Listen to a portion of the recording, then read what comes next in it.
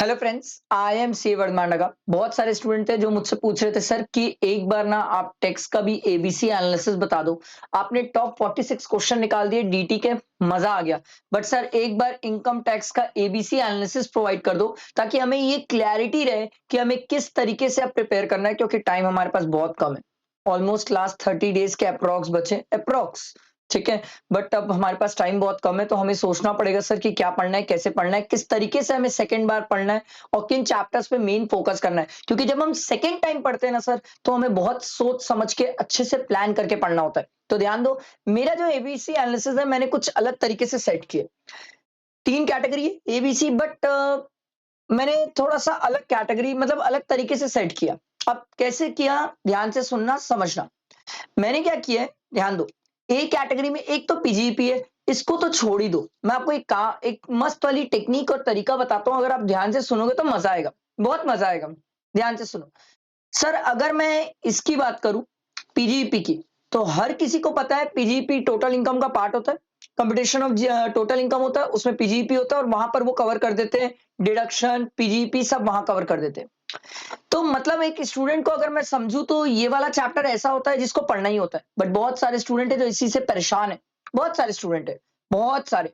मैंने 46 क्वेश्चन कराया है, जो डीटी के वहां से कवर करोगे तो इसमें कॉन्फिडेंस आ जाएगा। बट स्टिल स्टिल कई स्टूडेंट परेशान है। मैं एक स्टूडेंट को ये बोलता हूँ, एक काम कर यार, लेट्स बी स्मार्ट। ये जो चैप्टर्स लिखे ना मैंने, ये चैप्टर्स के इंडिविजुअल क्वेश्चंस आते हैं। समझ रहा है? Individual questions.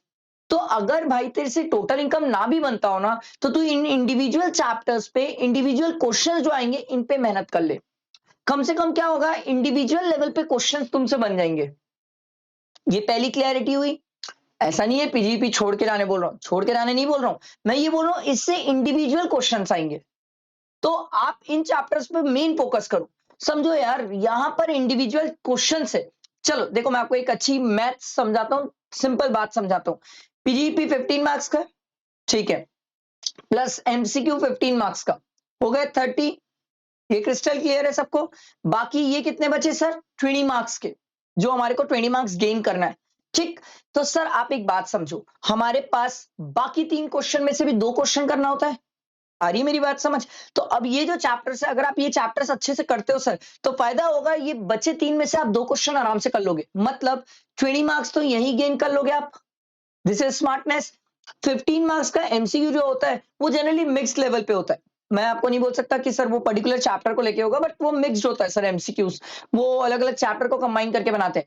15 मार्क्स का पीजीडीपी का क्वेश्चन है। मैं आपको बोलता हूँ, वो जो टॉप 46 क्वेश्चन मैंने निकाला है इनकम टैक्स से, उसको जरूर देखो। उसको करोगे तो बहुत कॉन्फिडेंस आएगा पीजीडीपी के क्वेश्चन में। आई एम नॉट सेइंग कि पूरा 15 मिल जाएगा, बट कम से कम 15 में से 10 तक तो पहुंच ही जाओगे सर। और अगर आप 10 तक पहुंच गए, तो देखो 10 मार्क्स का यहाँ जुगाड़, 20 मार्क्स का यहाँ जुगाड़, कितना हो गया इनकम टैक्स से, 30 मार्क्स हुआ ना सर। इनकम टैक्स से 30 मार्क्स। अब एमसीक्यू में हर एक स्टूडेंट इतना तो तुक्का मारता ही है, सभी जानते हो सर, थोड़ा तुक्का तो आप ही लोग मार ही रहे हो सर।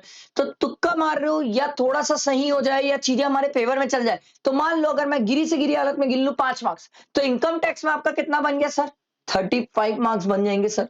अगर आप इस एबीसी एनालिसिस और मेरी स्ट्रैटेजी को समझ के पढ़ोगे तो। सर कैटेगरी बी में मैंने वो चैप्टर्स डाले जो आ सकते हैं। I am not saying 100% confirmed आएंगे, कैटेगरी ए वाले तो कंफर्म्ड है। कैटेगरी बी वाले जो माइट बी पॉसिबल आ सकते हैं, माइट बी पॉसिबल आपको इनके क्वेश्चंस दिख सकते हैं। और कैटेगरी सी, ये जो मेरे को ऐसा लगता है इतना ज्यादा फोकस नहीं करना चाहिए, एक बार ऊपर ऊपर से पढ़ो और फटाफट निकल जाना, इसमें ज्यादा टाइम मत देना। आ रही बात समझ? तो ये मैंने आपको कुछ अच्छा बेसिक मैथ समझाया एबीसी एनालिसिस का। आई होप क्लियर हुआ होगा। मैं ऐसे ही आपके लिए जीएसटी के लिए भी एबीसी एनालिसिस लेके आऊंगा। उसको समझना, मेरे तरफ ध्यान रखना और पढ़ना। और टॉप 46 क्वेश्चंस अगर अभी तक आपने नहीं देखा है, देख लो, बवाल है वो डीटी के। दूसरा, मैंने एक कल रात को ड्राइव की लिंक शेयर करी है टेलीग्राम और व्हाट्सएप ग्रुप में।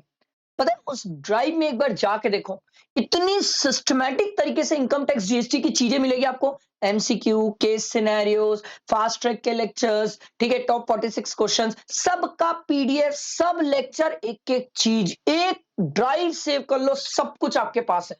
कहीं आखिरी दिन ना इधर दौड़ना ना उधर दौड़ना ना कुछ भागना, कुछ नहीं करना पड़ेगा, सब कुछ वहीं है। एमसीक्यू के पीडीएफ, केस सिनेरियो के PDF, fast track lecture, compact book, chart book, सब वहीं पर है। जितनी चीजें आज तक मैंने आपको प्रोवाइड करी सब उसमें। तो वो ड्राइव तो ले ही लो सर, वो ड्राइव तो अपने पास सेव करके रख लो सर। आई होप मेरी बात समझ आई होगी, आई होप क्लियर हुआ होगा। इसे जितना हो सके फ्रेंड्स को शेयर करना, एक अच्छी क्लैरिटी मिलेगी स्टूडेंट्स को जब वो सेकंड टाइम पढ़ना स्टार्ट करेंगे तो। ठीक है, चलो ध्यान रखना, जीएसटी का भी मैं लेके आऊंगा। ठीक है, थैंक यू।